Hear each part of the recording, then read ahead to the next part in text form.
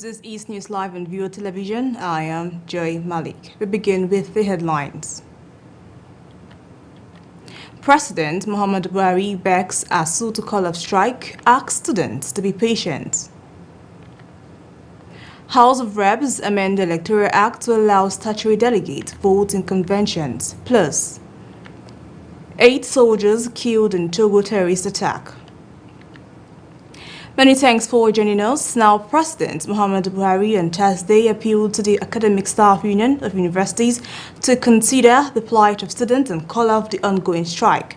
The President also urged students in Nigerian public tertiary institutions to exercise patience as the government strives to address the nagging issues in the nation's university system within the ambit of the resources available. Now, he made the appeal at the 19th National Productivity Day and the confinement of the National Productivity Order of Merit Award to 48 eminent Nigerians and organizations in both the public and private sector for their high productivity, hard work, and excellence. And on Asuu strike, the Deputy Speaker of the House of Representatives, Idris, has appealed to the federal government, House Committee on Labour, the Labour and the Education Ministries to expedite action in addressing the lingering strike actions currently bedeviling the education sector.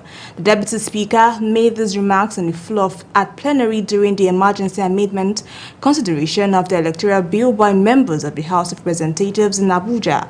He pleaded with the House Committee members that oversight the Labour Ministry to action for the sake of the youth who need to be engaged positively towards nation building.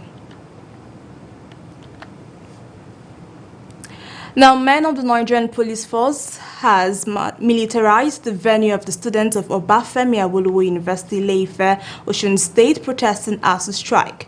The protests, which began with barely 100 students on Thursday morning, had since grown into a mass movement on the Ife-Ibadan Expressway. According to newsmen, policemen were being booed out by the agitated students. In another light, students of Olabisi University, Ago-Owoye, Ogun State, have equally declared protests for Friday. A statement released on Thursday by the president of the Students' Union Government, Akorede Afiz, stated that the protests would commence at Underbridge Oru, Ago-Iwoye, Ogun State. Still on industrial action, the Academic Staff Union of Polytechnics has appealed to well-meaning Nigerians to prevail on the government so that the polytechnics across the country are not shut indefinitely. The union's national president, Anderson Ezebe, made the call after declaring a 2-week strike, which would commence from May 16, 2022. Ezebe said Asuu took the decision after an emergency National Executive Council meeting held. Ezebe, in an interview, explained that the 4-week notice of strike that the union gave the federal government to meet its demands began on April 4, 2022 and ended on May 4, 2022. Now, the House of Representatives on Wednesday amended Section 84 of the Electoral Act 2022 to enable statutory delegates to participate in political parties, congresses, and conventions. The current Electoral Act, which was asserted by President Muhammadu Buhari in February this year, prevents statutory delegates from taking part in party primaries.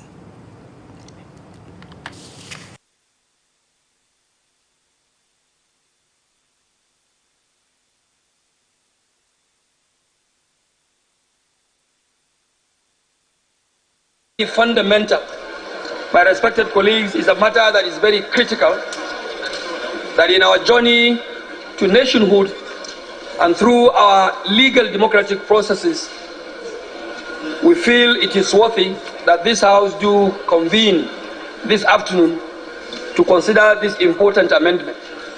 We have discussed enough among ourselves, and I believe each and every one of us is ready for this national assignment. I therefore want to urge honorable members that upon the discussions we have had, upon the commitment we have made to ourselves, that this is a worthy amendment, I urge my respected colleagues to move in the same line, on same direction.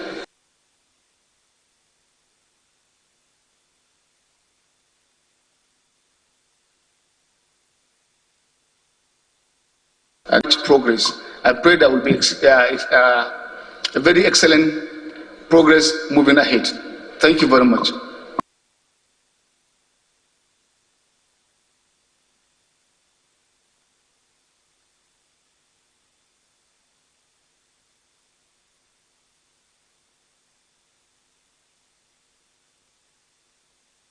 For the advancement of democracy, the separation of power, the doctrine of separation of power, must not be suffocated. This point must be made. For the advancement of our democracy, the principles or the doctrines of separation of power at all times should not be suffocated.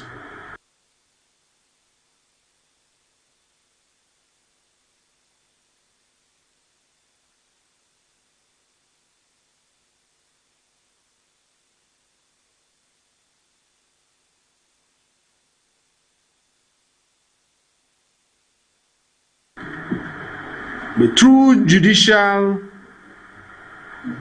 interaction,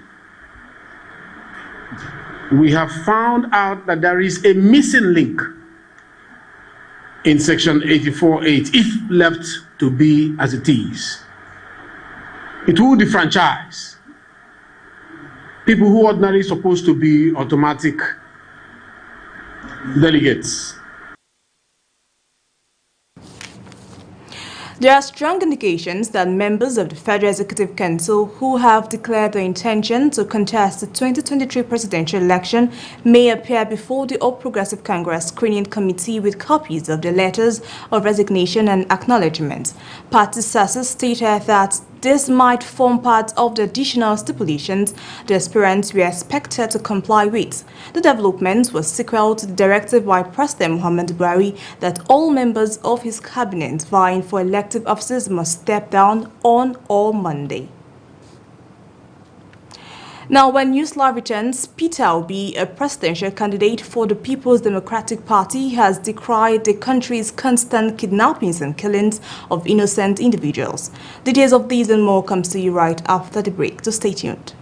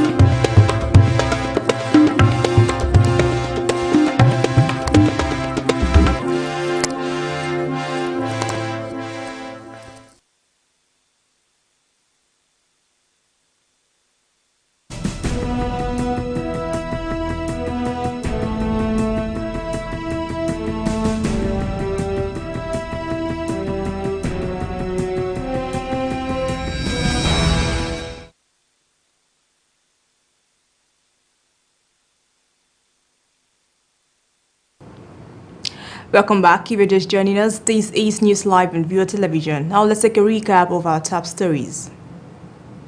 President Muhammadu Buhari begs Asuu to call up strike, asks them to be patient.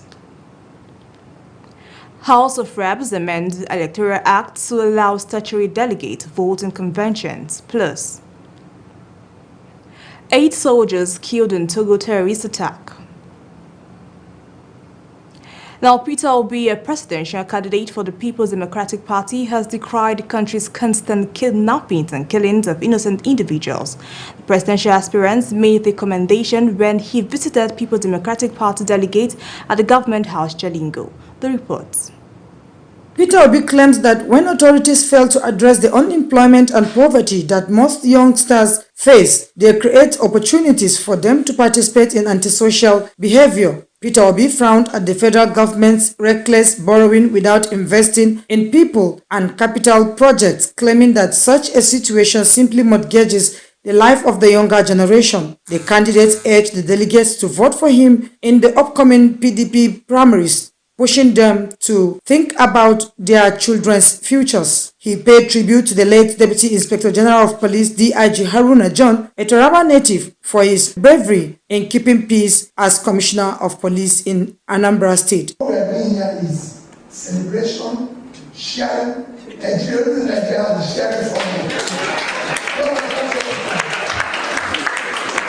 all I attempt to ask people is that we need to move this country from sharing formula to production formula. We must put from consumption to create wealth. Other countries have done it for the future of our children. It is critical.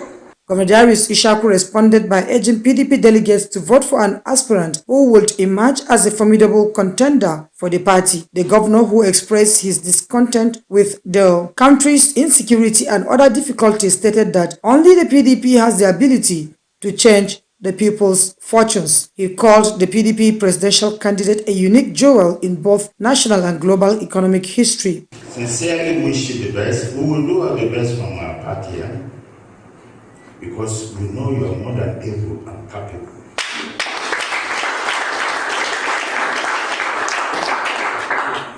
We will make sure that Nigerians come to know the kind of person you are. Being in the same party, we already know you. We already know what you are made of. But this country, we need to have a shift in leadership, so that we can enhance the good things that we have. Earlier, Doyin Okupe, Director General of the Peter Obi campaign organization, urged delegates to support the aspirants because of his extensive experience in both the public and private sectors. Linda Guana, Viewer TV News, Jalingo. The Group General Manager of the Nigerian National Petroleum Corporation Company Limited, Malik Kyari, has assured federal lawmaker that rehabilitation work is ongoing at the nation's refineries.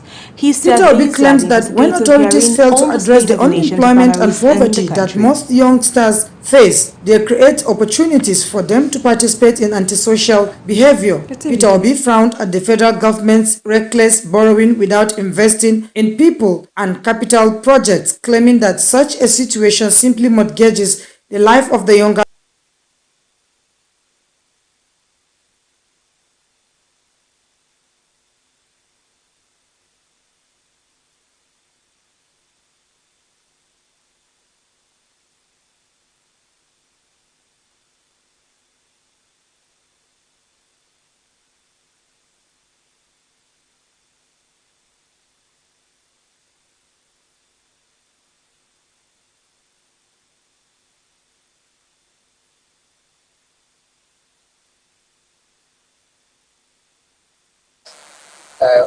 Before I took responsibility, we shut down some of them for very obvious technical reasons. First, the refineries, even if they do operate, they will take $100 crude and produce $70 product. And there's no refinery anywhere that works this way. Refinery margins are very thin. And the reasons are very simple, because many of the plant facilities and processing units are not operating optimally. And because they are not operating normally, you degrade value, and at the end of the day, you are better off not operating those plants until you are able to put them back into full and functional work. That is how we started the process of making sure that we have the best of class engineers. My colleagues will help me with some of the details. I cannot remember all of them, but surely we started the process to select the best of class contractors that will help us so that at the end of the day, we have a full rehabilitation of this refinery. Just now, you are supposed to speak to your presentation, to your document. And this is what we have here. Quite frankly, everything you said just now is not available here. So even eventually, if Mr. Chairman, our colleagues, needed to ask a question, I don't really know. Because what we have here is just vague. There's nothing, no single thing about all the things you said in this your presentation. That's my question, Mr. Chairman. You were supposed to speak to the document presented before us. We are again here today as members of the National Assembly and representatives of our people with the constitutional duty to demand accountability from those in positions of authority on behalf of the people and nation Nigeria.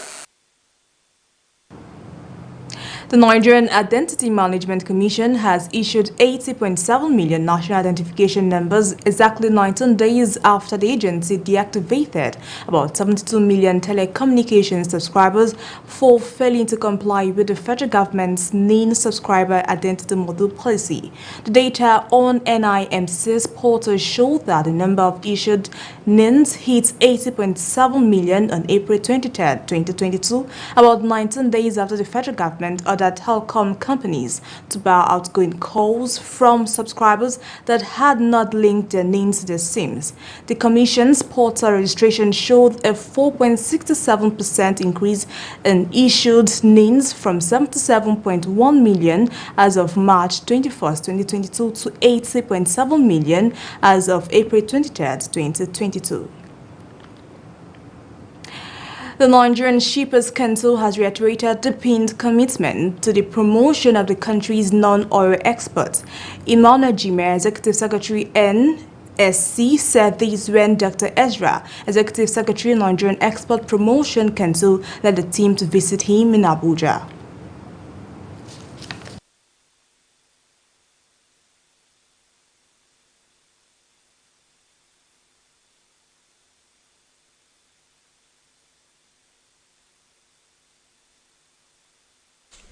Now, we think that this is actually a problem, of both importers and exporters.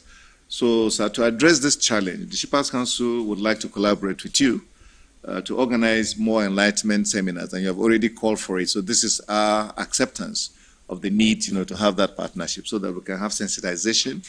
And in doing this, we intend that there should be seminars so that exporters and importers can imbibe ethics of integrity in international trade. These are areas that I think that partnership would lead us into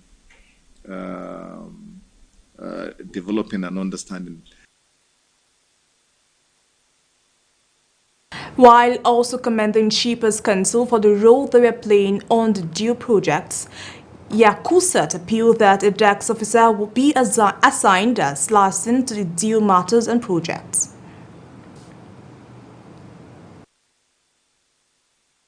I also want to request that, please, if an officer can be specifically assigned as liaison on the domestic export warehouse matters or project, because this will ensure smooth interface between operators of the project and exporters, of course, and to ensure the speedy or smooth takeoff of the project.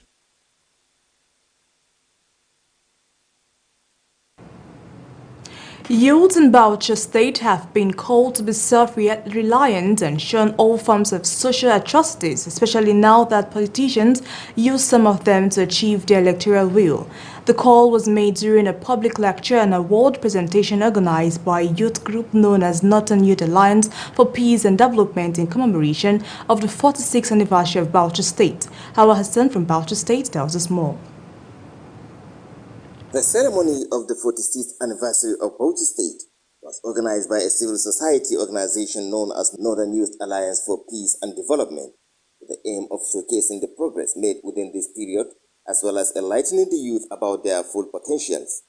Various distinguished personalities, among which include the wife of the state governor Aisha Bala, who was ably represented, have graced the occasion. The First Lady, however, expressed concern over the slow pace of development in Bauchi, especially when compared with other states in the northeast region. Honestly, Bauchi, we are not moving as it is supposed to be. You can imagine Gombe State that is out of Bauchi. You cannot compare Gombe with Bauchi. So our challenge now is the hatred that we have, and there's no political continuity. This government will start a project, he has not finished it. The next governor will come.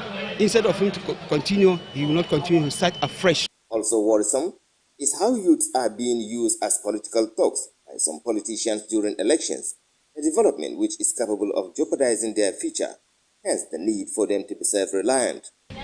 You know, government cannot do anything, or they cannot employ all at a time. That is why I told them that let them be up and doing. Let them find something. Let them empower themselves and do something so that they will not only be looking at government to do everything for them.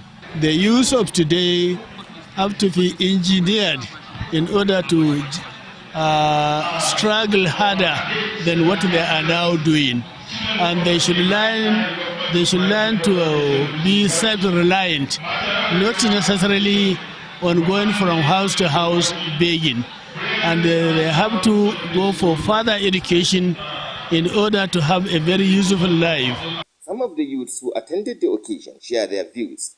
What I think is the major challenge of the youth pertaining the northern part of the country is the lack of opportunity.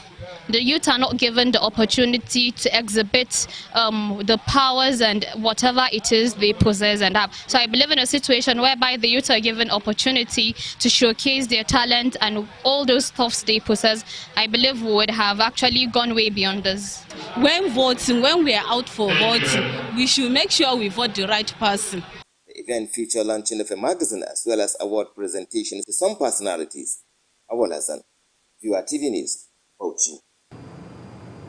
Vice President Yemi Osinbajo and presidential aspirant of the All Progressive Congress APC says the unity of Nigeria is the most important aspect that will help in achieving the goals and objectives of improving the standard of living and providing adequate security for the Nigerian populace.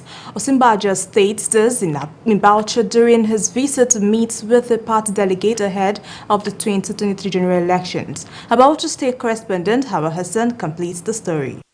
It was the arrival of the Vice President, Yemi Osinbajo, and presidential aspirant of the All Progressive Congress APC to Bauchi State ahead of the 2023 general elections.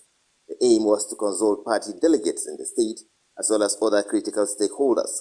What we have been doing in every state is interacting with the delegates, because it's not enough to say support me. I also want to get a sense for what they want and what they'd like to see in a government and in a coming government, what they'd like to see. So the interaction is usually quite an intensive one, where we have a back and forth and questions are asked. And I think it's been very fulfilling, very satisfying. Osinbajo was earlier at the Bauchi State Emir's Palace and also visited the renowned Islamic scholar Sheikh Dahiru Bauchi to seek their blessings. It is important for us, even in putting ourselves forward for the position of president, to bear in mind that the unity of this country is one of the most important things that we do. The unity of this country. Very, very, very crucial. There's no point trying to govern a country that is not united. Our primary task is unity. And of course, security, which is also very, very crucial. And these are issues that we are concerned with and which we are trying to deal with every day. The Emir of Bauchi expresses delight over the visit, which he says is a symbol of respect for the traditional institution.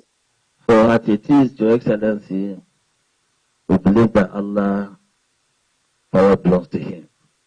He gives power to whoever He wishes Him at the right time.